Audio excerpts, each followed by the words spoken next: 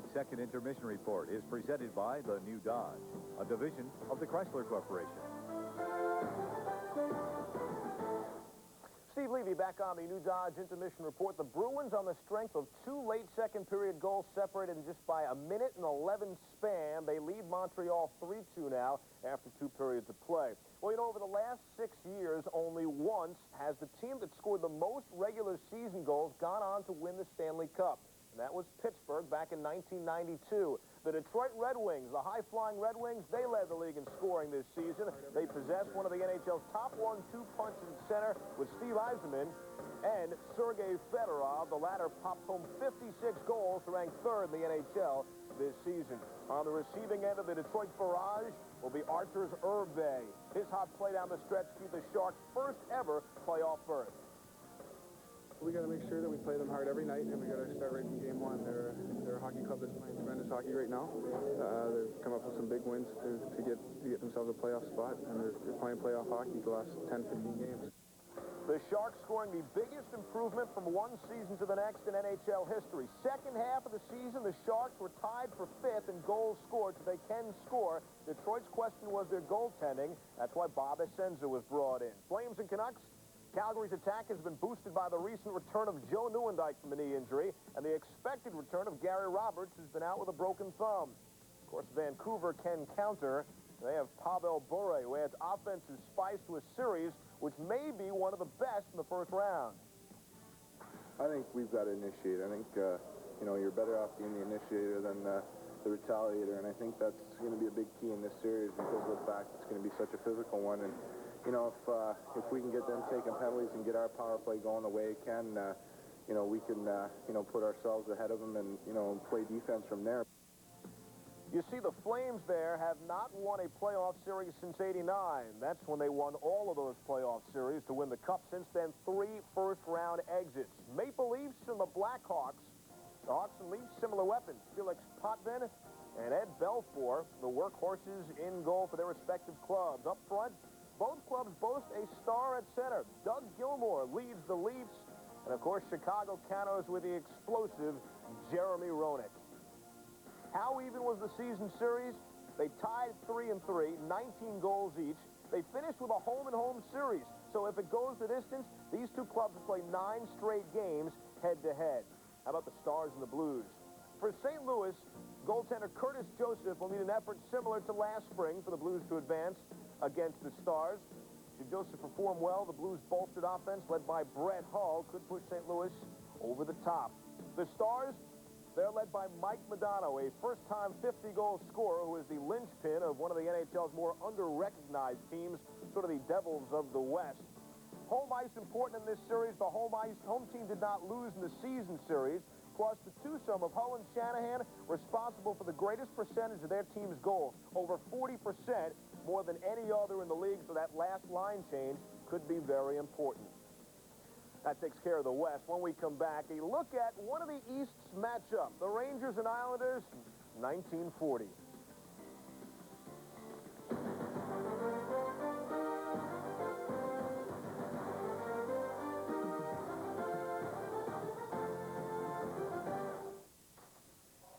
Dodge Intrepid comes with this fancy bit of electronics that senses when you're carrying passengers and cargo. Knowing that, it can choose shift points to improve performance. But what's more, Intrepid actually learns how you drive by monitoring every mile. It even adjusts shift quality according to your driving habits. Imagine a car learning how to drive, and you're the teacher. Now lease a well-equipped Intrepid for just $239 a month. Toss me the ball. Ken Griffey Jr.'s always played hardball. That's why Ken Griffey Jr. presents Major League Baseball as wall-to-wall action, only on the Super NES Sports Network. It's the one game that plays in Ken's league. Let's see your hit. I'll never stop until I get your home sold. Why should you call 1-800-4-HOUSES? That would go through hell and high water for a customer. Go home and tell Mom and Dad we're going to get you a nice house. Century 21, rated #1. Roger checks the sign, and it's a deep shot to right. Can they go back down? He's under it, and it bounces off his head. Bounces off his head. Tomorrow, Orioles versus the Rangers. Welcome back, everyone. After 2, the Bruins leading the Canadiens by a score of 3-2. No one can match the Bruins-Canadiens history or tradition as far as a series, but the Rangers and Islanders do come close. Keith Olbermann takes a closer look. It all started innocently enough. The Rangers happily took several $1 million from the Islanders' owners for the invasion of their territory. Then they proceeded to wipe the rink with their helpless Long Island brethren. From 1972 through March 28, 1975, Hall of Fame goalie Eddie Jockman and the Rangers went 12-1-1 against the Isles. Then they lost twice to them in the last week of the 75 regular season. And it all started. The Isles, in their 3rd season, not used to celebrating, snuck into the playoffs and were supposed to be easy first-round fodder for the Rangers. Fodder this. Ranger and Islander fans alike remember the details precisely. For Ranger adherents, it is this gray, this ugly. April 11th, 1975, J.P. Parisi scores 11 seconds into overtime of Game 3, and the Islanders have eliminated the Rangers. The Blue Shirts would sink to the basement. The Islanders would become dominant. The Rangers would never forget. Their fans would never forgive. Behind John Davidson, the Rangers got revenge in the spring of '79. Despite losing 2 overtime games, the Rangers upended a cup-bound Islander team in the semis. For Ranger fans, the closest thing to the Stanley Cup in the last 20 years. But the Isles swept the Rangers in the spring of '81 and would eliminate them, and thanks to Billy Smith, punish them 4 years in a row. Mike Bossy was unstoppable. Dennis Potvin was nemesis. That this rivalry turned ugly centered on Potvin. Ranger fans never forgave him for the check on their elegant Swedish star Ulf Nilsson that effectively ruined Nilsson's ankle and effectively ended his career. Potvin would be mercilessly and obscenely serenaded by Ranger fans regardless of the Islanders' on-ice dominance. The Isles and Potvin would answer with 4 straight Stanley Cups and the one word that can shut up any Ranger fan. 1940, the last time the Rangers won the old spittoon. Since the end of the Isles' glory days of the early 80s, the teams have met just once. An underachieving Ranger team eliminated a lackluster Islander squad in 1990, and the rivalry had seemed to cool. Not quite. A month ago came the remarkable story that Ranger coach Mike Keenan had talked, however lightly, with the now 40-year-old Potvin about coming out of retirement to play in the playoffs for the Rangers. It would not happen, but the very thought raised blood pressures in both camps from Amityville to 8th Avenue. And now they meet again, an underdog, scrappy Islander team that still has one secret weapon, one deadly word to use against the Cup contenders from Manhattan. One word, 1940. Keith, thank you. If you're located in the right area, you can get first 2 games of the Islanders and Rangers. Starting tomorrow on ABC, you'll see either the Rangers or the Islanders or the Blues and the Stars. And then Monday night here on ESPN, Game 2 of the series from Madison Square Garden in New York, the Rangers and the Islanders. Third period from Boston is coming up. When you come to a Pep Boys Super Center, you'll be amazed by its size. They've got over 24,000 items, all with brand names you know and trust, many with lifetime warranties. Rebestas, Borg Warner, TRW, Gabriel, Purolator, CR, and Bendix. Everything you need to keep your car looking good and running smoothly. Day or night, even on Sunday, come to Pep Boys and drive away happy.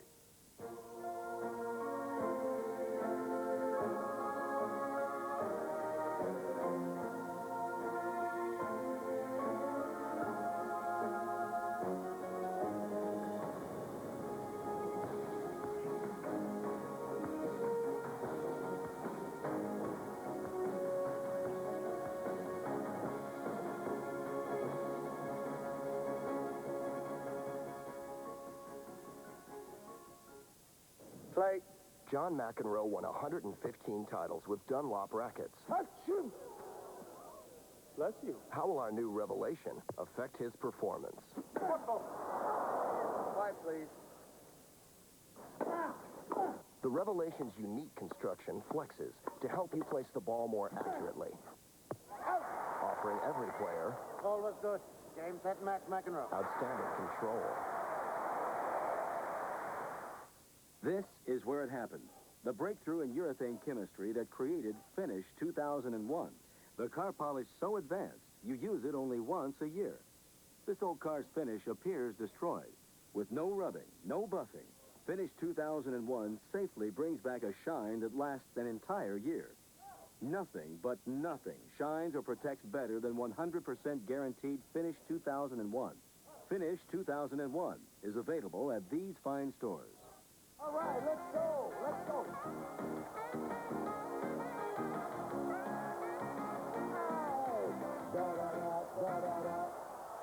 Sports Center now at new times, 6:30 and 11 p.m. weekdays.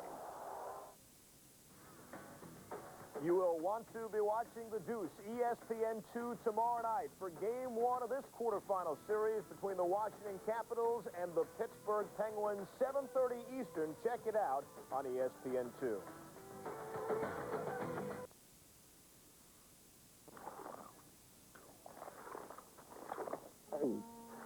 Any mulching mower can chop up grass, but the Honda Harmony lawnmower has an exclusive twin blade that cuts grass into fine particles and returns them to your lawn as fertilizer. There's no need to bag or dump clippings, and you get a better end result.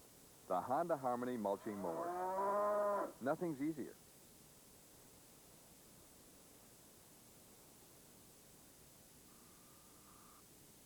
It started with an idea that has now won the prestigious Thomas Edison Patent Award, which annually recognizes major innovations in technology.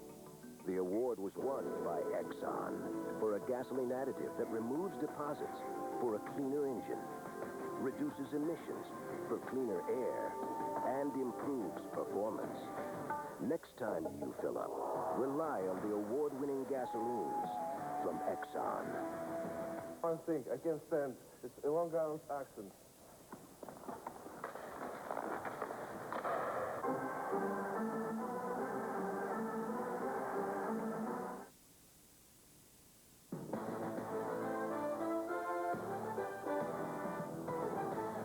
ESPN's coverage of the Stanley Cup playoffs is brought to you by Bud Light, the official beer of the National Hockey League. By Visa, it's everywhere you want to be. And by Huffy Bicycle, America's first choice. Welcome back live to Boston Garden after 2 periods. In the first playoff game of 1994, the Bruins lead the Canadiens 3-2. Game was tied at 1. After the first period, Mike Key made it 2-1 Montreal before the Bruins scored a beautiful goal on a 5-on-3 power play. Puck control is the name of the game on this one, Sean. Tchaikovsky looking around, holding on. Bork looking around, holding on. He'll give it back to Tchaikovsky. Now watch him move in. Look at that feathered pass right through to Adam Oates. Adam Oates finishes it off easily. Great puck control, and they held on to it when the tendency is to give it away. Here's the second goal by Boston. Wesley followed up the play. That was the key on the rush. Boston was turned aside. There you'll see Donato gets one whack at it, a couple of feet off the air. But that's all Donato needed was that one chance, and Boston was on a roll as they finished that second period, and they'll try and continue things here at the drop of the puck of the third period. Bruins outshot the Canadiens 15-5, and they've been outstanding when leading after 2 periods. Total shots for the game, 21-17 in favor of Boston. Both teams at full strength as the third period begins. Donato off the stick of Hines. Now Smolinski to Hines. He drove it to the top of the circle, taken back by Daigneault, rink wide from Petrov. And now Desjardins back to the line to Muller. And sent out by Sweeney, right by Desjardins, so they wave off icing. J.J. Daigneault, assistant captain of the Canadiens.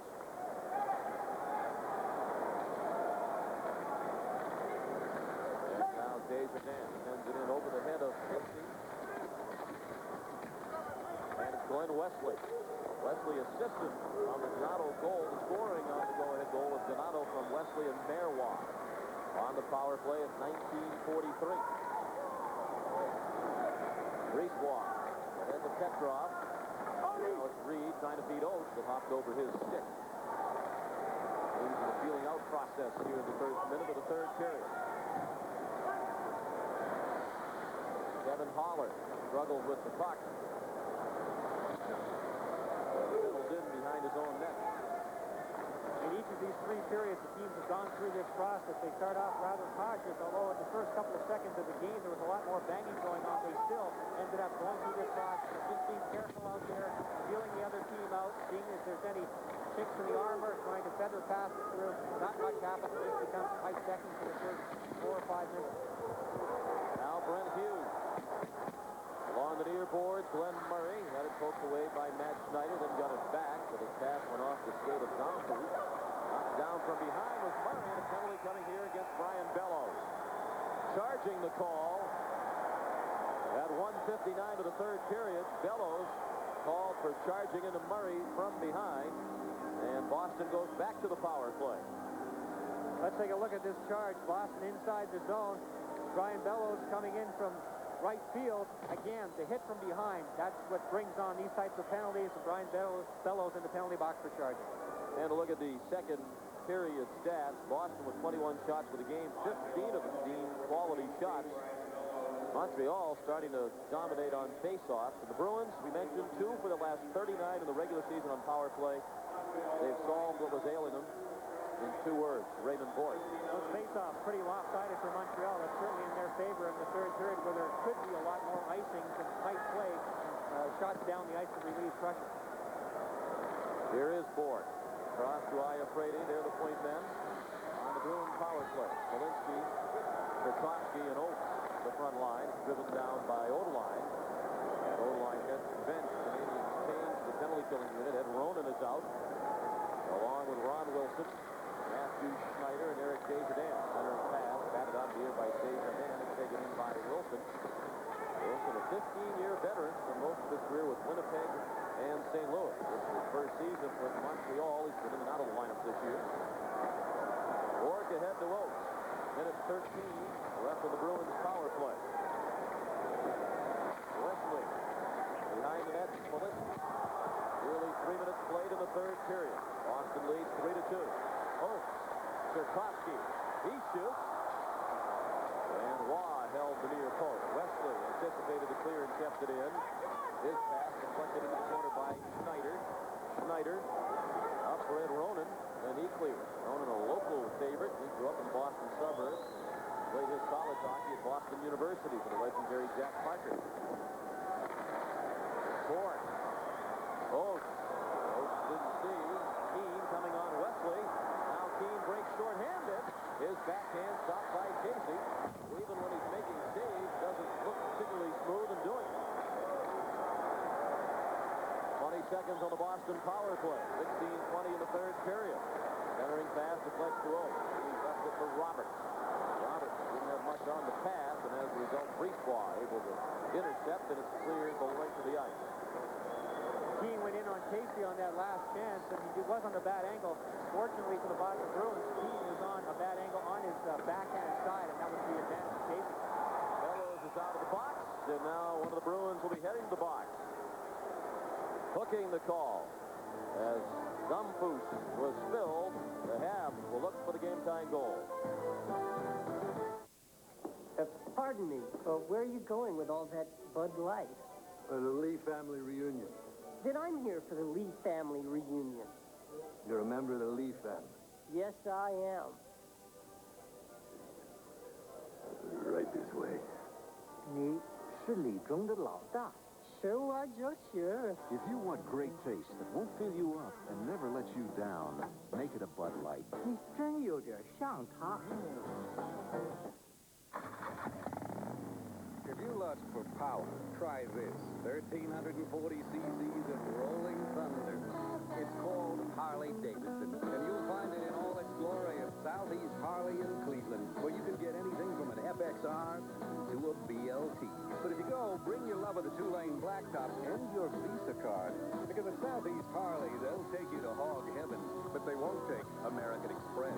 Visa is everywhere you want to be. Penalty against Joseph Stumple of Boston, and the referee Richard Trottier certainly had a good view of it as Stumple put in the stick and hooked down Vincent Domfus.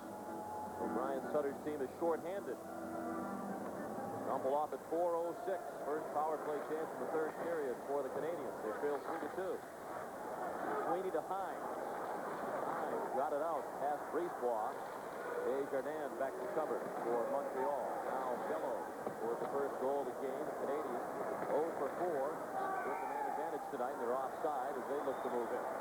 Well, at this point in the game, with the Boston Boston Bruins ahead 3-2. Montreal needs some chances on the power play. Of course, they would love to score a goal and tie things up right now. But perhaps equally as importantly, get some scoring chances on John Casey. Get some sustained attacks inside the Boston Bruins. Put them back on their heels and perhaps build on that if they are not, in fact, able to get it in the Boston Bruins net. Jacques Demers also has coached St. Louis and Detroit and the Quebec Nordiques. He's a Montreal native, 49 years old. Jacques, a two-time NHL Coach of the Year. Steve Hines breaks 2-on-2 with Dave Reed. Reed across the bottom of the slot, taken off the far boards by Dompu. He has to spin away from Reed, who's down behind the play. A minute 20 left of the Montreal power play. Dave Jardin across the Brisebois. His flip deflected by Reed, cleared out, and the Bruins change their entire penalty killing unit. Montreal has not been able to get anybody to take control of this power play. Boston's had a good job of jamming things up in the middle of the ice, and Montreal needs somebody to take control. Montreal is just not able to find somebody to just grab the puck, make the right passes, or perhaps go end-to-end and show some authority. Right now, there's no authority in this attack. And 45 seconds left with the man advantage. 14:35 remaining, third period. Boston has a 3-2 lead. They twice trailed by a goal in this game. They battled back. Iafrate got the puck out of the zone. And now Dion is back into the zone with Odeline. Odeline couldn't handle the pass. With 23 seconds left in the power play. Battle along the boards, won by Montreal. Odeline. Now Dion. 10 seconds on the power play. Snyder down low, covered by Casey. Keane was screening, and now Keane is upset and jousting with Brian Smolinski. Well, up until this point, it's been pretty low-key. The temper's flaring a little bit. Good, solid contact in front of the Boston goaltender, John Casey. That man right there, Al Iafrate, leading the way in that department. Let's take a look at the play as it develops. A simple shot towards the net. You're hoping for rebounds. There's Muller being wiped out right on the edge of the crease by Al Iafrate. No chance of getting any rebounds there. Mike Keane, a feisty guy, one of the guys who's in the middle of any scrum when he's out there on the ice. And that man right there, Al Iafrate, is the one who flattened Kirk Muller, not allowing him to get to any loose pucks.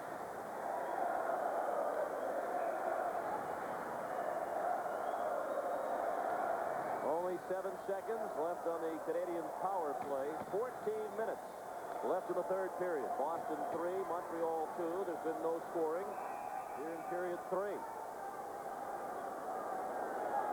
Dion a bit too anxious, come into the face-off circle. And Muller tossed out of the draw. Keane steps in to take it with Oates. Controlled again by Montreal. Snyder with his own man Keane. Keane knocked down as he tried a turnaround shot. Bork able to clear it. And Boston's back at full strength as Joseph Stumple is out of the box and in the forecheck. Earlier in the game, when Montreal had leads, they were slowing the tempo down and they looked in control. Since Boston has been in the lead, Boston is the one that's in control, and I think Jacques Demers, the Montreal coach, would like a little more feisty play from his players like Mike Keane. Canadiens had 12 shots in the first period. They've had only 8 since. Nearly a period and a half. Stumple threw it into the slot, intercepted by Petrov. He bangs it out onto the stick of Roberts. Now through center ice, J.J. Daniel. After the Canadiens head for the net. And the pass down low is broken up by Roberts, who saw it coming. Daniel into the corner. Dion gets tangled up with Roberts. The puck comes straight to Muller. Muller tried to shovel it in front. David Shaw blocked it. And he and Hughes couldn't move it out. Dion to Petrov. Now Daniel slides it in. Well, then a stick went his debris in the near corner. Oates got it out from Murray. His pass missed Hughes. It's driven in by Bork. Wide of the net and icing the call as it was touched by Holler. 12:41 remaining. The Bruins still lead by 1.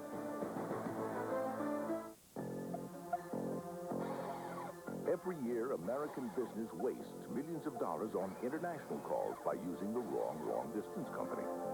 Now you don't have to waste that money. Introducing MCI's Proof Positive Worldwide.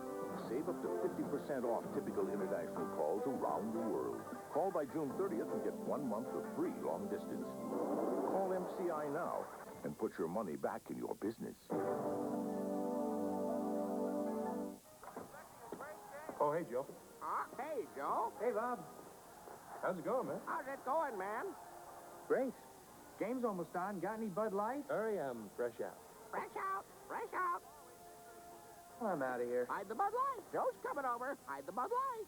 Big Mouth. If you want great taste that won't fill you up and never let you down, make it a Bud Light. Come on, where'd you hide the Bud Light? It's in the garage. In the garage. Now the Bud Light Stanley Cup summary. Montreal has dominated the all-time playoff series between these two teams, but the Bruins have had the upper hand lately. The Battle of New York begins tomorrow at Madison Square Garden. Al Arbor, an outstanding playoff record. We'll preview more of the series on the Bud Light Stanley Cup summary. As time permits here in the third period, 12:40 remaining.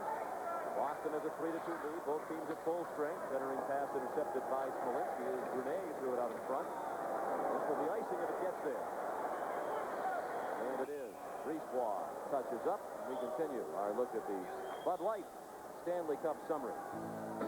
Washington and Pittsburgh get underway tomorrow in Pittsburgh. The Caps trying not to duplicate their recent history. Dominic Hasek, the outstanding goalie for Buffalo, leads them into action against New Jersey. San Jose in the playoffs for the first time. Detroit considered a Stanley Cup favorite by many. Calgary has dominated its division. They take on Vancouver, Chicago, and Toronto, St. Louis, and Dallas. The other first-round matchups. And as we noted, if there's an NHL game being played, it can be seen on national TV this season, either ESPN, ESPN2, or ABC.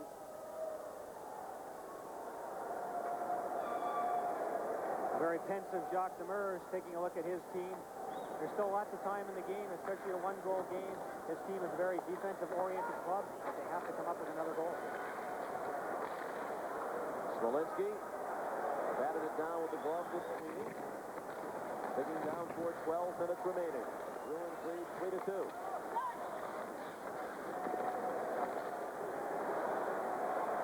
Smolinski had it deflect off Fowler into the corner. Donato fed high. He snapped it too far in front of Smolinski. Brunet brings Montreal into the zone, trying to get away from Boyd.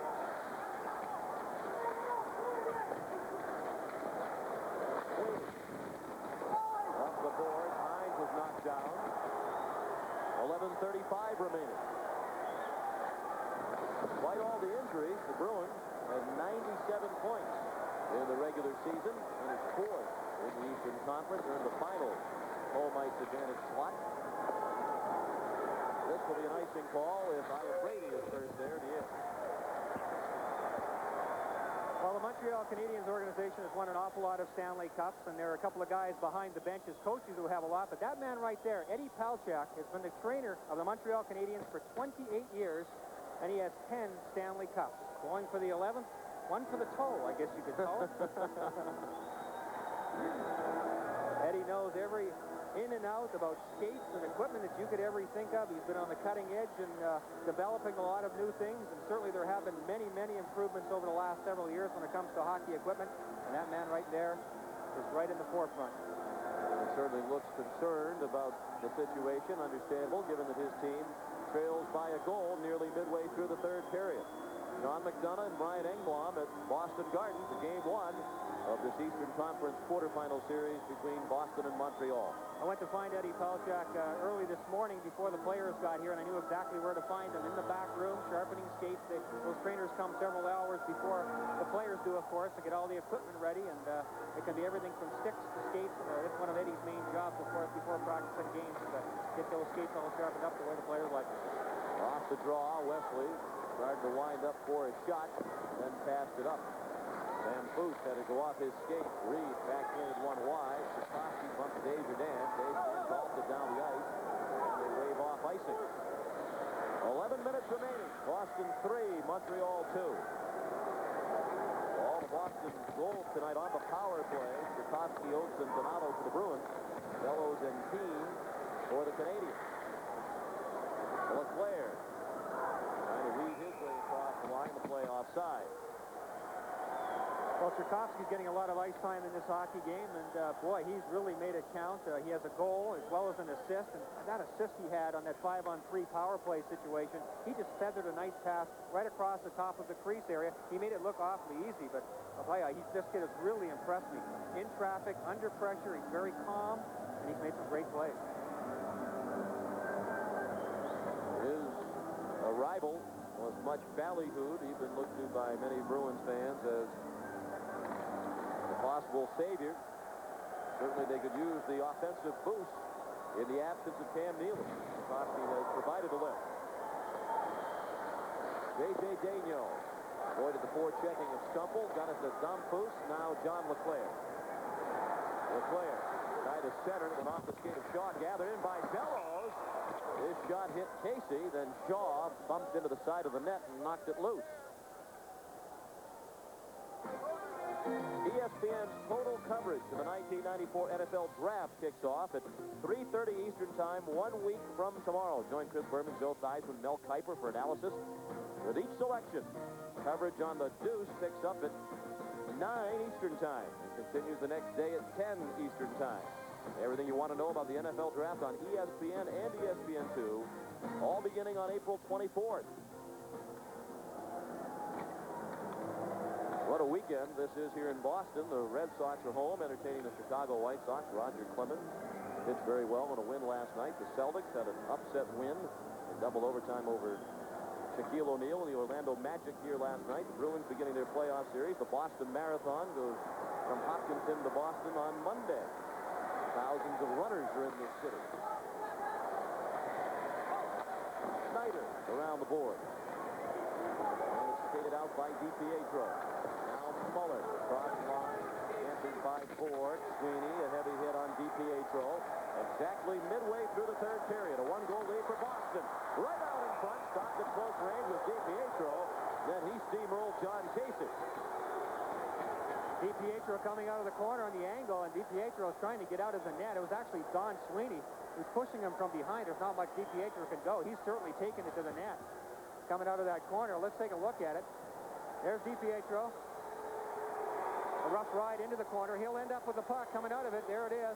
Walks it to the net. Then there's Sweeney. DiPietro going for the rebound. Sweeney's on the wrong side. You can see that he has to get him out of there. But the only thing he can do is push him into his old goaltender. DiPietro had two chances. Here's another look. The original shot. DiPietro, a second shot. Sweeney says, I got to take him out. Pushes him right over top of the goaltender. And the whistle is blown. Paul DiPietro, just 23 years old in his third NHL season. They've done really well on faceoffs. The Montreal Canadiens have through the first 2.5 periods. And that'll be important here because Montreal is going to have to start turning up the offensive pressure. 10 minutes to go, a little less than 10 minutes to go in the game. Sustained pressure is how they're going to come up with the tying goal.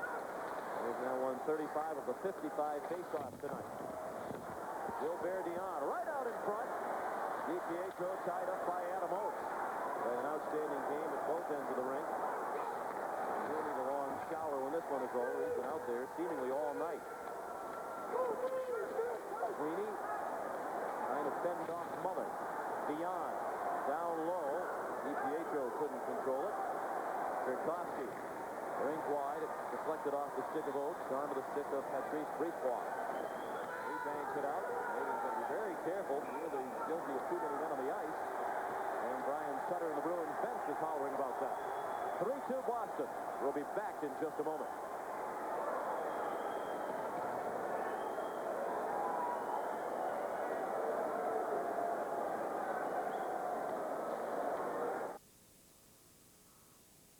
November 13th, 1992. In the greatest fight ever, Evander Holyfield loses his title but finally gains respect as a heavyweight. Then 1 year later, with pride along with heart, Holyfield proves to the world that he is the real deal. But now, there's more. Friday, April 22nd at 9 p.m., Holyfield will be tested once again against the undefeated #1 contender with 30 KOs, Michael Moore. top of that now at 103-800. Hi, I'm Art Monk of the Washington Redskins. When you play in the NFL, making the right decisions can mean the difference between winning and losing. And when it came to choosing the right kind of car dealership for me and my family, Coles, Nissan, Chrysler, Plymouth in Woodbridge, Virginia was definitely the right decision for me.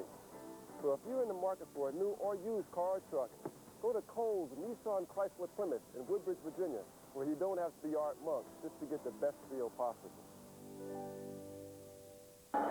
Brian Sutter under pressure in his second season as Bruins coach. The Bruins fared well in the regular season in his 2 years as head coach, but he's under the gun for lack of success in the playoffs over the years. His team was wiped out 4-0 in the first round by Buffalo last year, and his last year as St. Louis coach 2 years ago, the Blues went out in the first round as well. Wilson, 8:50 remaining. 3-2 Boston. Ronan, rink-wide pass. Schneider had it blocked. Stumple, ahead for Murray.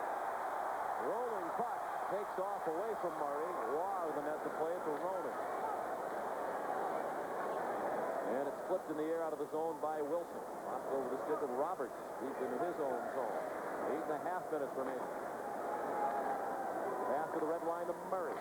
He shot it into the left wing corner. Hines had it go past him. Knipshier. He played sparingly tonight. The rookie centers one off the top of the crease. Just coming on Marois. Now the right wing corner. Knipshier. By Haller off the puck. Carbonneau, nice play. Working around to Brisebois. Now Keane was one of the 2 Montreal goals. Bellows has the other. Boston leads 3-2 with 8 minutes remaining. Montreal's had very little offense since the first period. Haller with a couple of whacks from Knipshier. Up the boards and hot past Keane. Roberts tried to feed Knipshier. He couldn't control it. Now David Shaw turns it over to Brisebois, shoots it back in. Casey slants off his stick. Leaves Carbonneau bump in the corner. Worked free by Brunet, kept in by Desjardins. Now Brunet in the circle. Couldn't get it back to Carbonneau. Roberts trying to get it out. Stopped right at the line by Desjardins. Trying to walk in. Keane. He's upbend it. No call. And it's cleared away by the Bruins to change up. Nice job by the Bruins there to converge into the middle of the ice. Too many white shirts. They got the puck down the ice. It's an icing call, but Boston doesn't care. Montreal was trying to mount some pressure. And the partisan crowd here at Boston Garden didn't like the icing call. ABC's coverage of the Stanley Cup playoffs begins tomorrow afternoon at 1 Eastern Time, noon Central. It's the Rangers and the Islanders from Madison Square Garden. Some of you will see St. Louis and Dallas. It's the Stanley Cup playoffs live on ESPN. Then we're back on ESPN Monday night at 7:30 for Game 2 of the series between the Islanders and the Rangers. Stanley Cup playoff action on ESPN, ESPN2, and ABC. There's some hockey fans who may not leave the house for the next 2 months. Yeah, you're probably right. 7 minutes remaining. Game 1 of this Eastern Conference quarterfinal series. Boston with the home ice advantage, leading on its home ice 3-2. Shot from a tough angle by Domfus off the side of the net. Sweeney intends to flip it out. Boston trying to get very satisfied to crowd its own end and flip the puck out of the zone, and sometimes that can be dangerous.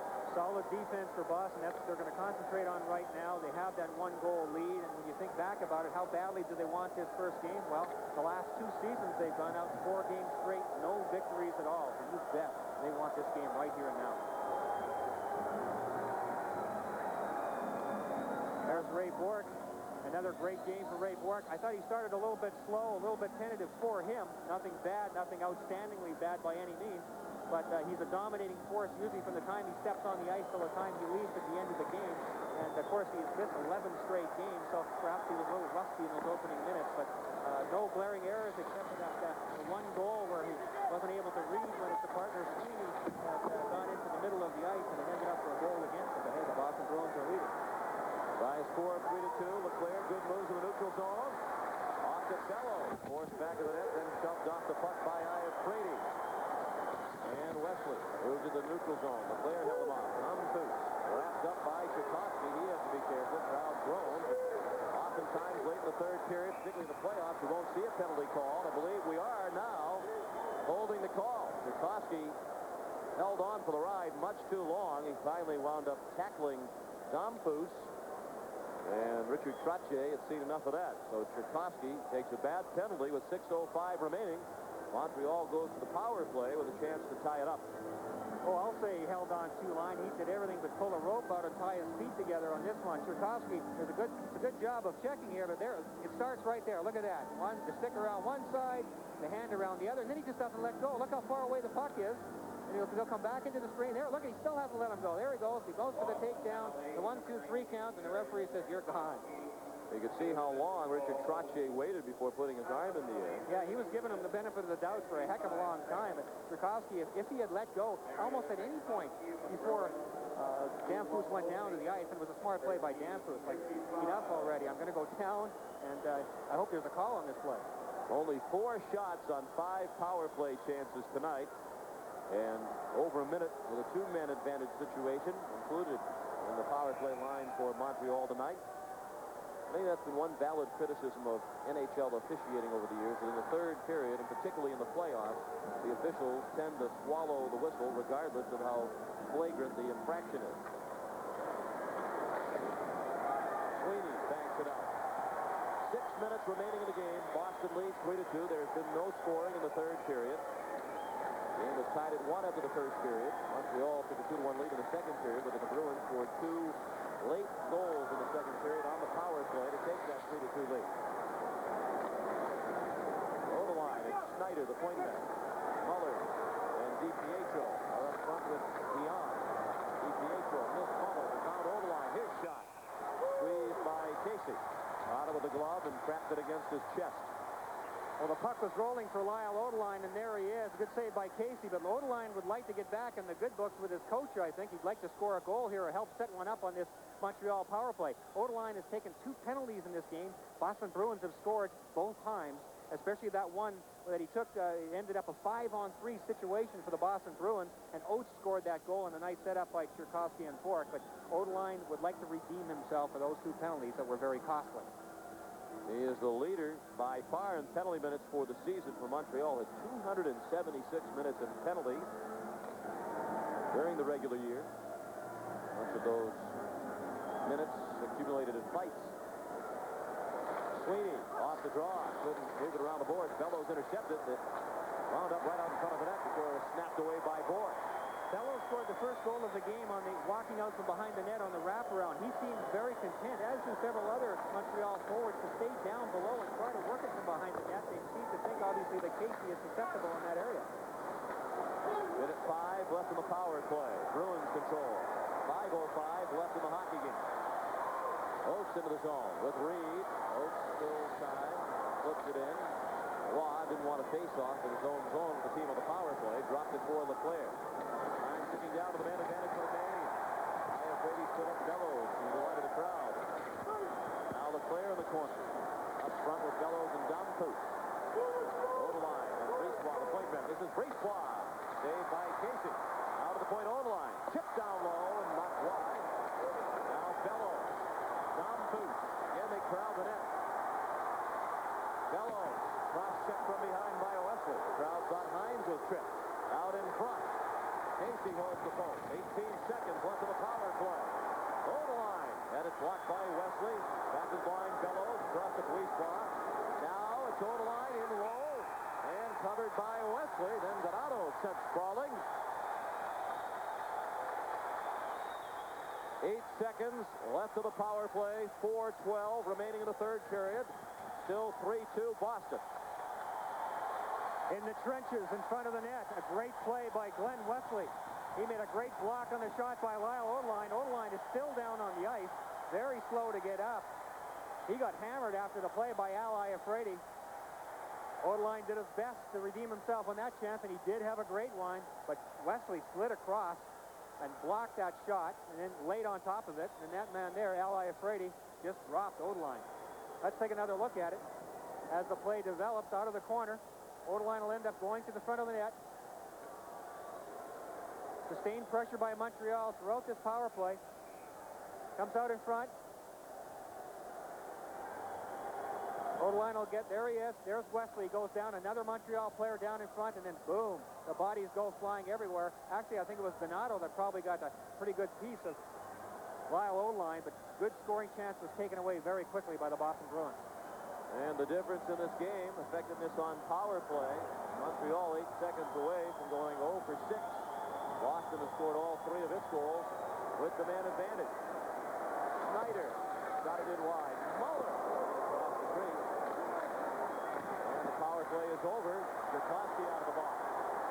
Reed for Chikowski. He's onside. And the play broken up by Desjardins. Chikowski has it back. His shot deflected over the net. Under 4 minutes remaining. The Boston Bruins with a 3-2 lead over Montreal. Chipped out by Dion. Down to his own zone. Bourque. 3:40 remaining. Oates. Now Reed. Didn't get much wood on it. And the pass from Brisebois didn't connect with Dion. Casey had to play it around the far board. Brisebois to keep it in. Roberts lifts it high in the air and out. It won't get the line to be icing. 3:20 remaining. Daniel. In his own man. Bellows coming off the bench. Bellows retreats into his own zone. Confused. No icing as Roberts jabs it in just short of the line. The Boston Bruins really sat back in this third period. Very little offense from them at all. Sometimes you think, well, are they sitting back too much? Why don't they try and at least get some scoring chances? They only have a 1-goal lead. You only know after the fact if it was necessary. If you try to get some scoring chances and you turn the puck over and the other team scores, you say, first people will say, why are you trying to go score some more goals? Why are you taking offensive chances? So it's a very fine line that you have to walk between too much offense or too much defense. And the Bruins are playing the equivalent of football's prevent defense right now. Smolinski with just the 6th shot of the period for Boston off the glove of Waugh. Now Murray, 2:23 left in the third period. 3-2 Boston. Murray battling LeClaire. Now Smolinski. Content to kill time with Odeline. Murray flattened by LeClaire. Couple of heavyweights in that exchange. And Murray took the worst of it. Time running out on the Canadiens. And the play is offside as Snyder weaved to the line. Then Bourque didn't appreciate the shot after the whistle from Dion. And they pushed and shoved all the way from the center of the ice to the far boards. Order is restored. 2:02 remaining. Still Boston by a goal.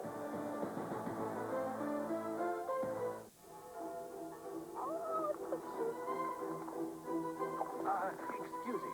Could you take a picture of us with photo over there?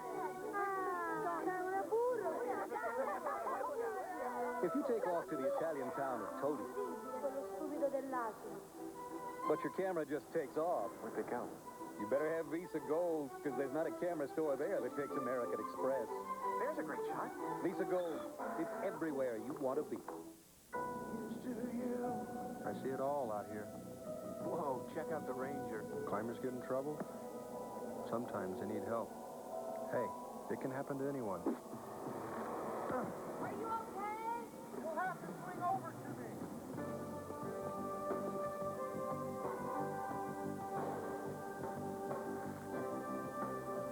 For all you do. Budweiser. Crisp, clean, classic. Proud to be your bud. Power plays the difference in the game as we look at the Visa storyline. Montreal and Boston have had the same number of chances, but the Bruins have scored 3 times, while the Canadiens have gone 0 for 6.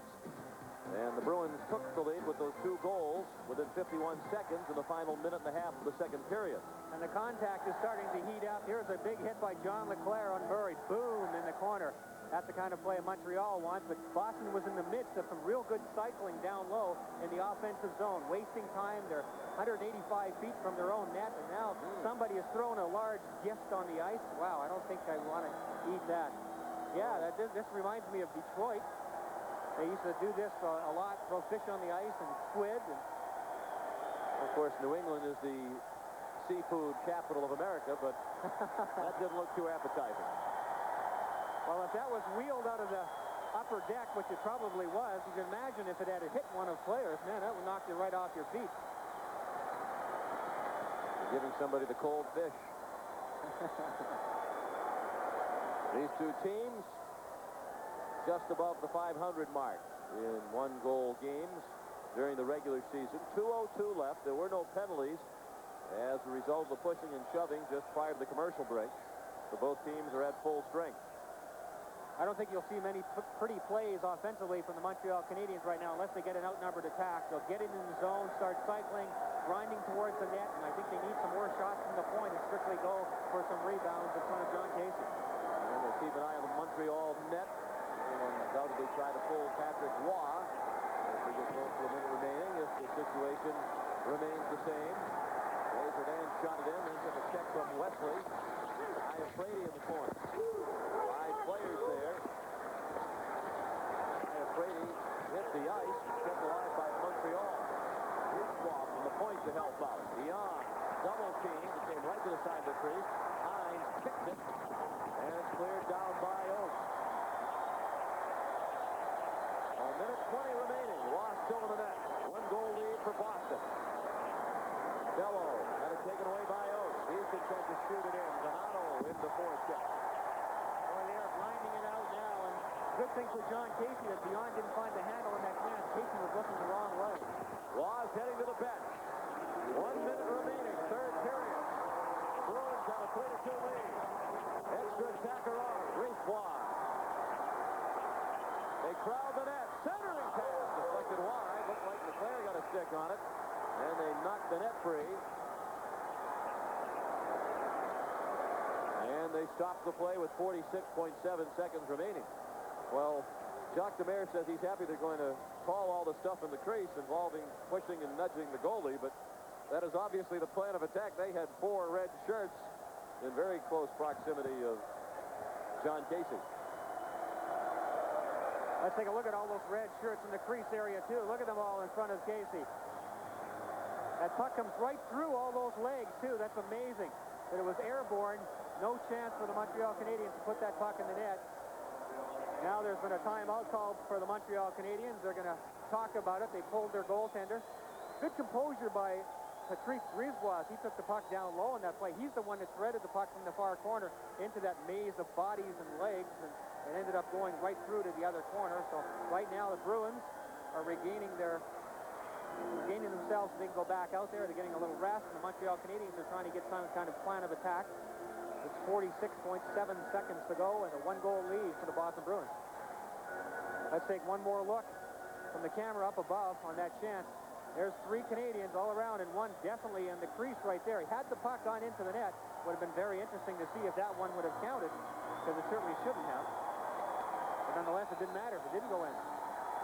And nobody in the crease at the other end. Waugh on the bench. Brisebois, Schneider, Muller, Bellows, LeClaire, and Domfus, all the big guns out from Montreal. Brian Sutter has Oates, Hines, Iafrate, Reed, and Sweeney. Rather unusual, I think, that Ray Bourque is not out there right now. I'm sure he's a little tired because he's missed so much time, but normally he's out there in these situations. Face-off just at the top of the circle. Montreal's been dominating the face-off. This is one they really need to win. Mitten's been agitated more than once with a couple of the combatants in the face-off, and they haven't been all that pleased with him either. Muller kicked it back to the point to Schneider. Schneider hit his own man. Bellows with it. Worked out by Hines. A good draw by Muller there, and it was wasted. Montreal got the draw. They shot it in, hit their own man, and Boston gets it right out. Approaching a half-minute remaining. The net is empty. Iafrate banked it out, batted out of the arena by the high stick of Matthew Schneider. Good play there by Al Iafrate. Behind the net, coming off the ice with the puck. He's skating into an area where he's not much room to move. You want to keep the puck out of the middle of the ice, obviously, in the late stages when you're guarding a 1-goal lead. He skated as far as he could with the puck, realized that he didn't want a stick handle by any Canadiens player, used the high glass, bounced the puck off it, and out into the neutral zone. Well, in your years with Montreal, you played in a lot of games against the Bruins, several playoff games, and this is typical of this rivalry. Oh, that's for sure. These two teams have been banging heads for so many years. It's so much fun to play in this building. They put Waugh back in the net with a face-off in the neutral zone. Now he's on the bench, but this will be an icing call. And Sweeney gets there, and he does. Big mistake. They were just a stride or two from the red line, but didn't carry to cross, and they'll have to put Waugh back in again with 19.8 seconds remaining.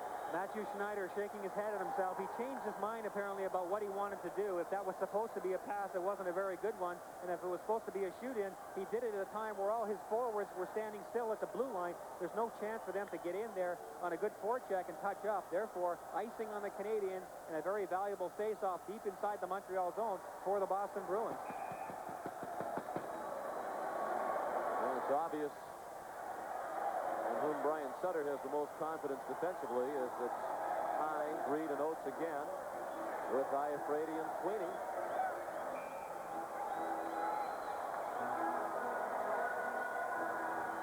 There's Jacques Demers. He wasn't too happy after that last sequence of plays. Not happy with that icing call at all. Players zigged when they should have zagged. Iafrate, glove save by Waugh. Time ticking down on the Canadiens. They're trapped in their own end with the face-off, 15 seconds remaining. Patrick Waugh made that one look pretty easy. But face-offs again, a key factor right there. We'll take another look at it. There's the draw, the look from above. Iafrate's got this shot right on target. Look where Waugh is. Look how far out he is. That one is low on the glove side. Again, Patrick Waugh catches that one. It's almost behind him.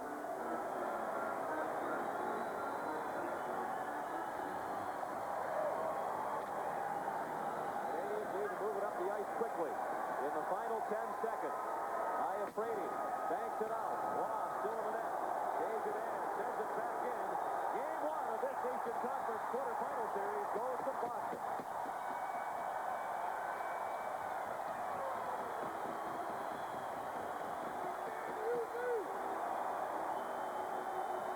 And the beleaguered John Casey is vindicated by his win in the first game of the playoffs. Patrick Waugh played well in defeat. And Brian Sutter has his first win as a Bruins coach in the playoffs. The final score, Boston 3, Montreal 2 for Brian Enblom. Sean McDonough saying so long from Boston. Once again, here's Steve Levy. All right, Sean, thanks very much, and a nice job, gentlemen. So the Bruins win to take a one-game to none lead in the best of 7, Game 2 of this series, back at Boston Garden on Monday night. With the Bruins win, they snap an 8-game playoff losing streak. Their last win, Game 4 of the Adams Division Final back in 1992, was against Montreal. That was the final game of a 4-game sweep, Boston over Montreal. The hockey continues tomorrow on ABC. Many of you will see the Islanders and the Rangers from the Garden in New York, the Battle of New York. Others will see the Blues and the Stars from Reunion in Dallas, 1 o'clock Eastern Time. Check your local listings. Tomorrow night, after you're done watching the hockey in the afternoon, there's more hockey on ESPN2 from Pittsburgh. 66 might hold the key to the entire playoff series, the Penguins and the Capitals from the Civic Arena. Monday night on ESPN, back to the Garden for the Rangers and Islanders. Game number 2. Mark Messier has his playoff game face on. The hockey continues with Tuesday night. Game 2 again in Pittsburgh. Mario Lemieux, Dale Hunter will hook up. An awful lot on face-offs. Washington and Pittsburgh going at it. Wednesday night back on the Deuce, ESPN2. We shift out west for the series between Chicago and Toronto, 7:30 Eastern. The start time in that one. Thursday, ESPN2. Back out to Nassau Coliseum in Uniondale for the Rangers and the Islanders. At 7:30 Eastern, the face-off there. Also starting Monday, we welcome Los Angeles Kings head coach Barry Melrose to our National Hockey Night team. Up next, baseball tonight, Chris Myers and Dave Campbell, followed by SportsCenter, coming up in about a half hour from now with Gary Miller and Linda Cohen. For everyone here, I'm Steve Levy. We'll see you next time on National Hockey Night.